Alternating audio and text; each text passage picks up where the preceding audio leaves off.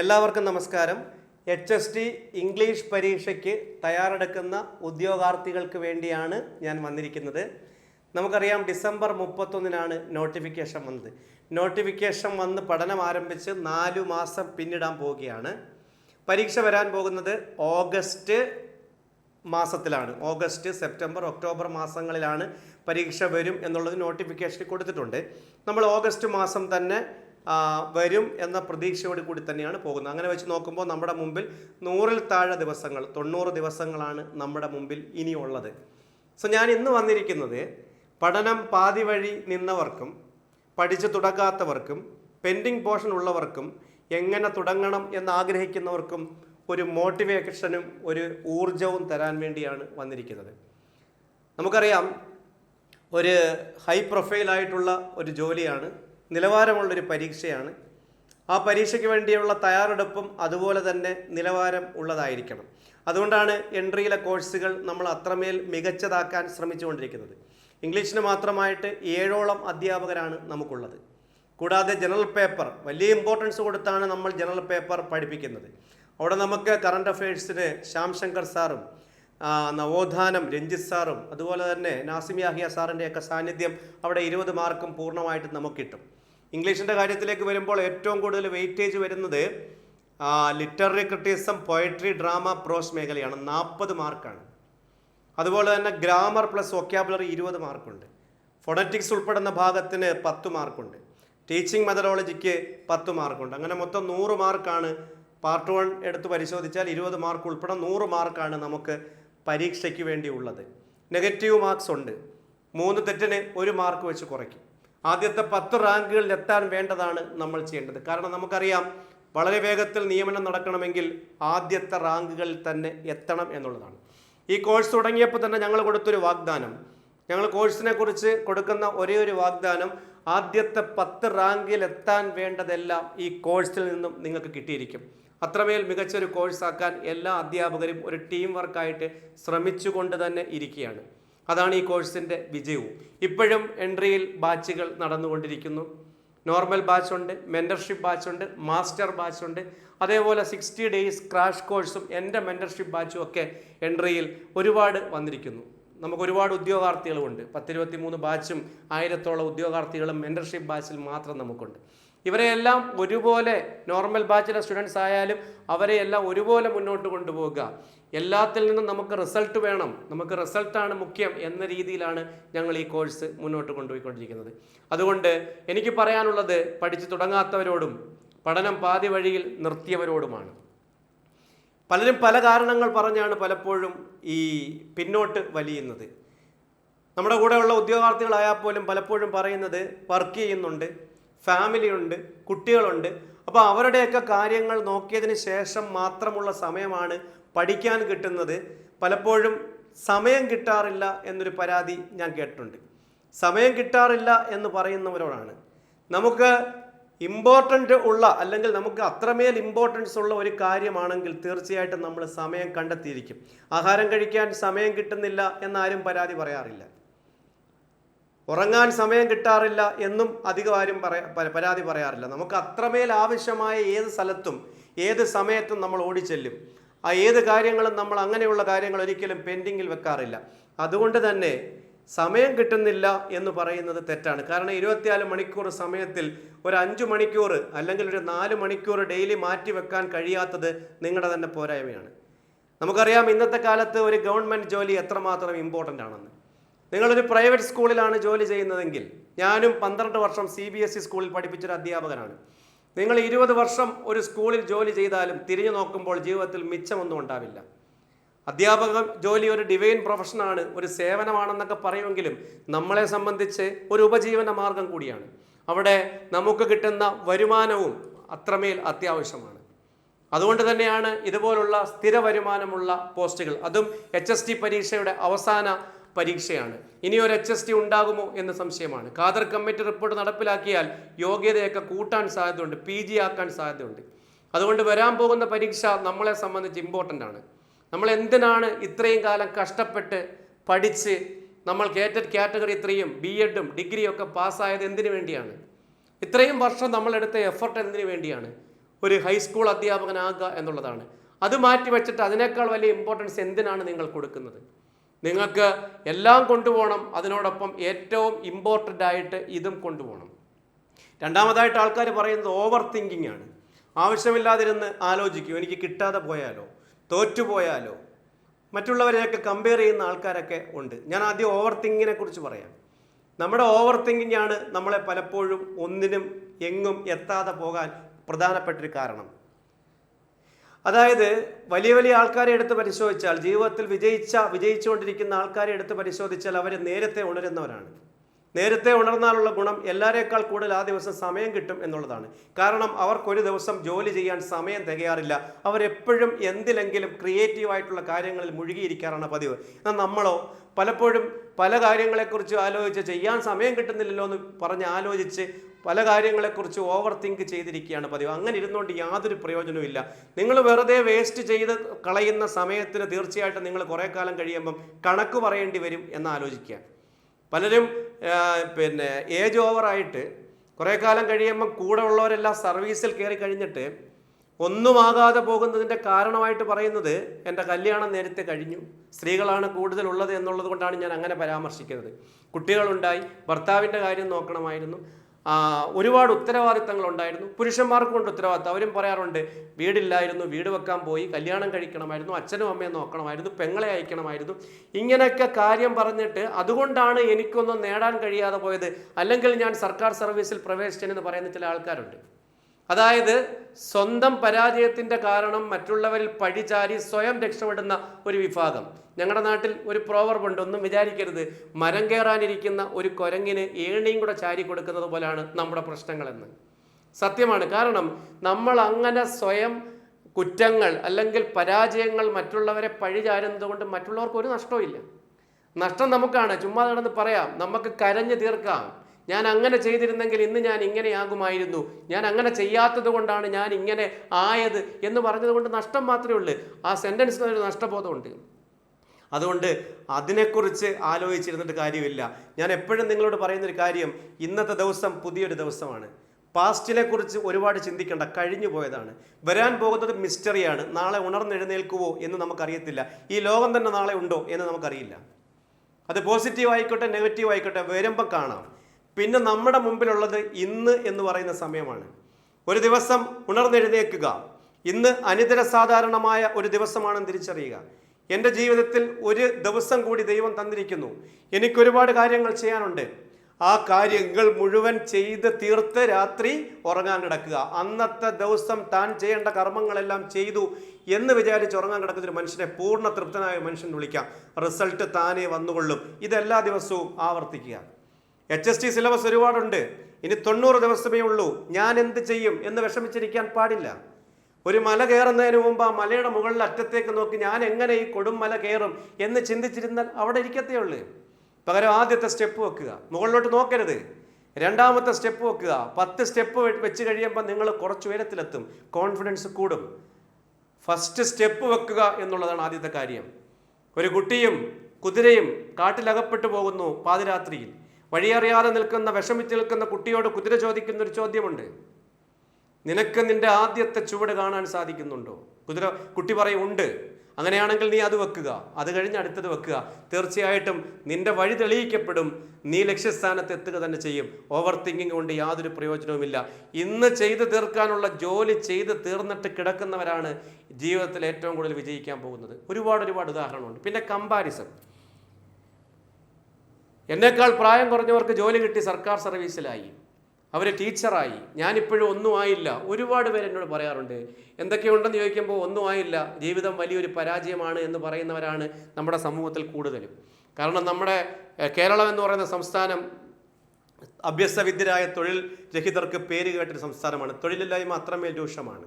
3.25 കോടി ജനങ്ങളുണ്ട്. അതിൽ 64 ലക്ഷം പേർക്ക് ഇപ്പോഴും തൊഴിലില്ല എന്നുള്ളതാണ് കണക്ക്. 18 വയസ്സിന് മുകളിലുള്ളവരെ കൂട്ടിയിട്ടുള്ളൂ, 18 വയസ്സ് താഴെയുള്ളവരെ കൂട്ടിയിട്ടില്ല. നമ്മൾ അതിനേക്കാൾ നമ്മളെപ്പോലുള്ള, ഇപ്പം നമ്മളെപ്പോലുള്ള എന്ന് പറയാൻ കാരണം ഹൈലി എഡ്യൂക്കേറ്റഡ് ആയിട്ടുള്ള ആൾക്കാർ, അതായത് BEdും സെറ്റും നെറ്റും PhD ഒക്കെ ഉള്ള ആൾക്കാരോട് ഞാൻ പറയുന്നത്, നിങ്ങൾ അൺഎംപ്ലോയ്മെൻറ്റിനേക്കാൾ കൂടുതൽ ഭയപ്പെടേണ്ടത് അണ്ടർ എംപ്ലോയ്മെൻറ്റിനെയാണ്. എന്താണ് അണ്ടർ എംപ്ലോയ്മെൻറ്റ്? അണ്ടർഎംപ്ലോയ്മെൻ്റ് എന്ന് പറഞ്ഞു കഴിഞ്ഞാൽ നമ്മുടെ വിദ്യാഭ്യാസ ക്വാളിഫിക്കേഷൻ അനുസരിച്ച് നമുക്ക് ജോലി ചെയ്യാൻ കഴിയുന്നില്ല. PhD ഉള്ള ഒരാൾ കണ്ടക്ടറായിട്ടാണ് ജോലി ചെയ്യുന്നത്. കണ്ടക്ടർ ജോലി മോശമല്ല, പക്ഷേ PhD ഉള്ള ഒരാൾ ചെയ്യേണ്ട ജോലി അതല്ല. കാരണം അത്രമേൽ ഒഴിവുകൾ സൃഷ്ടിക്കാൻ കഴിയുന്നില്ല.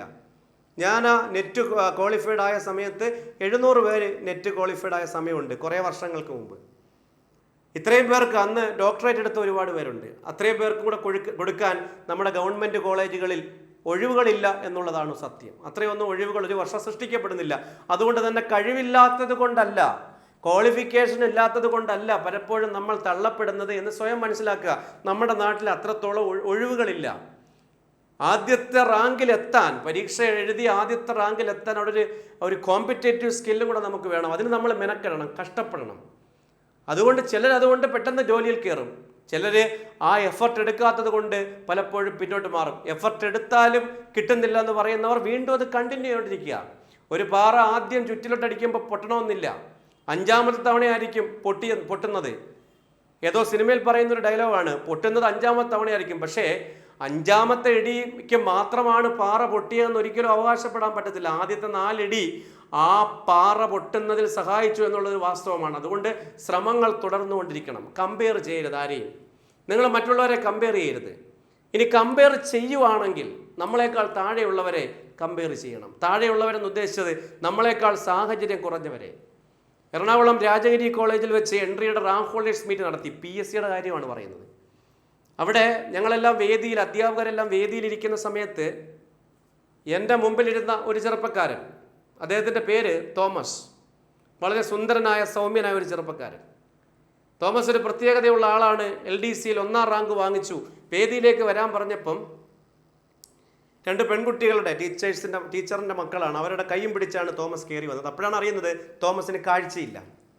തോമസ് വികാരഭരിതനായിട്ടാണ് സംസാരിച്ചത്. കുറച്ച് കഴിഞ്ഞ് തോമസിൻ്റെ അടുത്ത് ഞാൻ പോയി ചോദിച്ചു, തോമസ് എന്നെ അറിയാമോ? സൗണ്ട് കേട്ടപ്പോൾ തോമസ് പറഞ്ഞു, രഞ്ജിത്ത് സാറല്ലേ. ഞാൻ ചോദിച്ചു, എങ്ങനെ മനസ്സിലായി? സാറിൻ്റെ സൗണ്ട് കേട്ടപ്പോൾ മനസ്സിലായെന്ന് പറഞ്ഞു.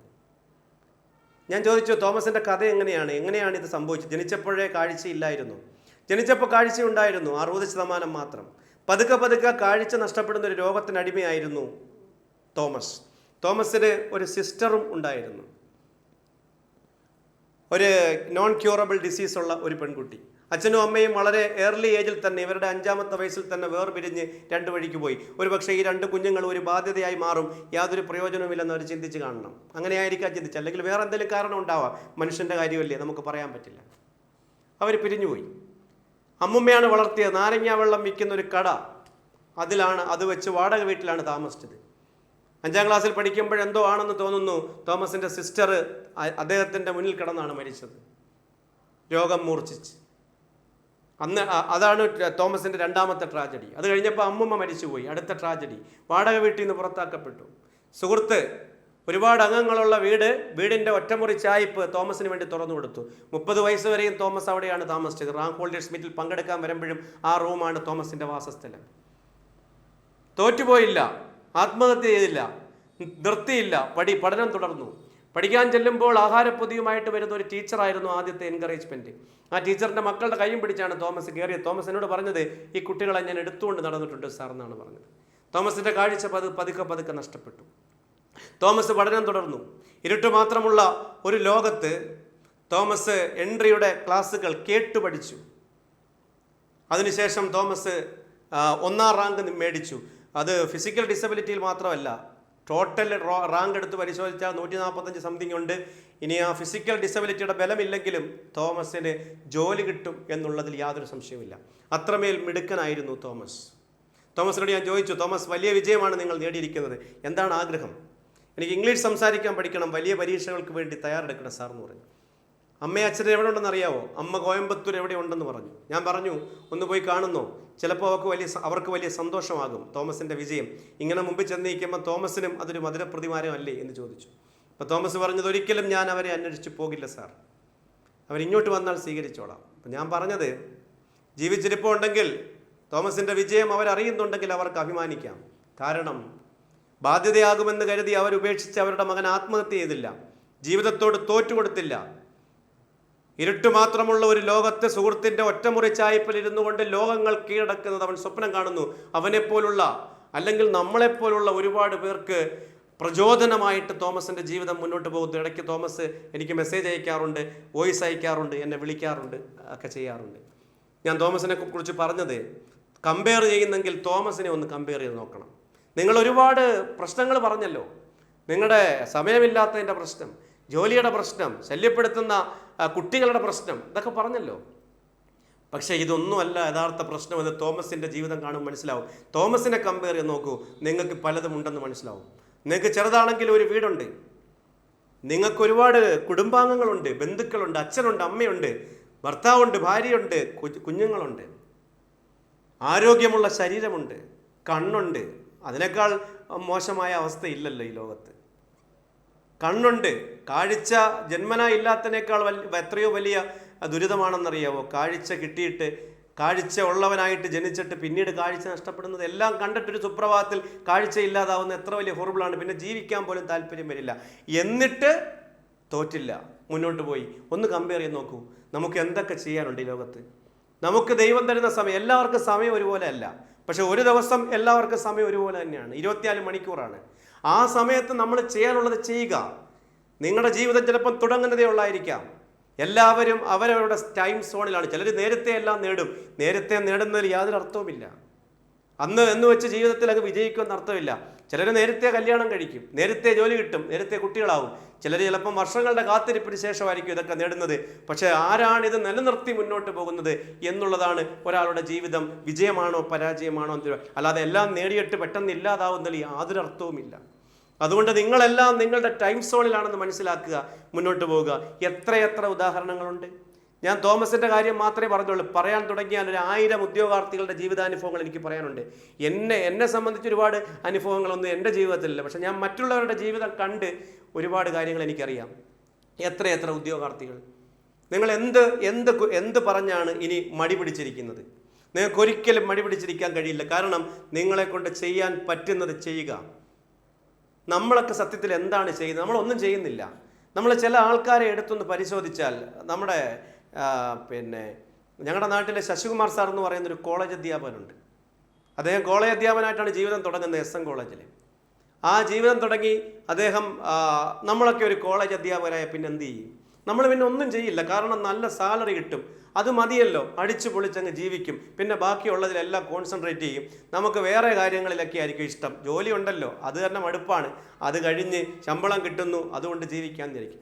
എന്നാൽ കോളേജ് അധ്യാപകൻ എന്ന് പറയുന്ന ജോലി അദ്ദേഹത്തെ സംബന്ധിച്ചൊരു ചവിട്ടുപടി മാത്രമായിരുന്നു. അവിടെ ഇരുന്നുകൊണ്ട് അദ്ദേഹം എന്തൊക്കെ ചെയ്തു?